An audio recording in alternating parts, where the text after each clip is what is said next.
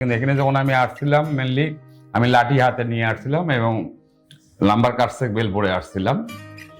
তা আমি প্রথম চিকিৎসা নেওয়ার পরে আমার মানে 50% হয় নাই, 25% ইয়া হয়েছিল, ইমপ্রুভ হয়েছিল। আর একটা সমস্যা ছিল আমার মানে কিছু যে ভেনের সমস্যা, এজন্য মানে আমার কিছু আনুষঙ্গিক প্রবলেম ছিল। এই প্রবলেমগুলো আমার প্রথম দিনই শেষ হয়ে গেছে।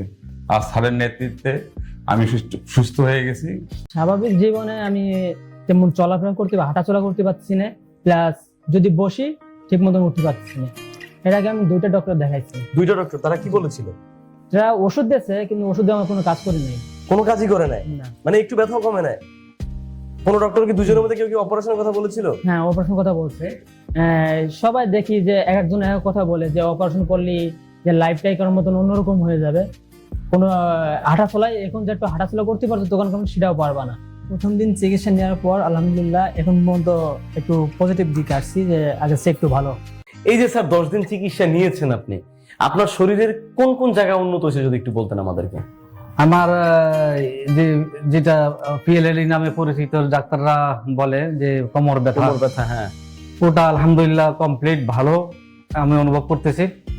আর ব্যথা যখন নিচের দিকে এই যে হাঁটলে ব্যথা নিচে আসে, এখানে আসে, পরে আবার ওই যে আর নিচে একদম পায়ের পাতা পর্যন্ত যায়। এখন নাই, কিন্তু এখন নাই, এখন কোন ধরনের ব্যথা নাই? এখন নাই।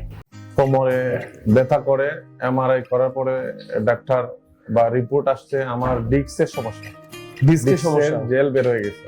জেল বের হয়ে গেছে। এখান থেকে আমার ডান পায়ে ব্যথা করে এবং জিনজিন করে। কথা ছিল প্রথম দিন চিকিৎসা নেওয়ার 24 ঘন্টা পরে আপনার সাথে দেখা করব। আজকে কেমন আছেন আপনি? আজকে মোটামুটি আলহামদুলিল্লাহ আমি ভালো আছি। আগের থেকে ভালো আছেন? আগের চেয়ে অনেকটা ভালো। প্রথম দিন, আজকে কততম দিন আপনার? আমার দ্বিতীয় দিন। দ্বিতীয় দিন।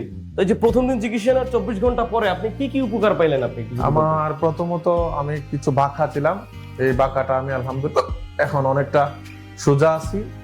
আর ব্যথা খুব তীব্র ছিল, এখন অল্প অল্প আছে।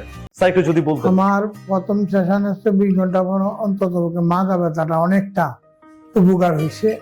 আমি আসি আমার মাজা থেকে ব্যথাটা পায়ের দিকে যায়, পায়ে গিয়া দিন অপর খবর বাপ লাগে, শুই না কামড় দেয় লাগে, দেন পায়ের তখন আগুন বাড়িতেছে।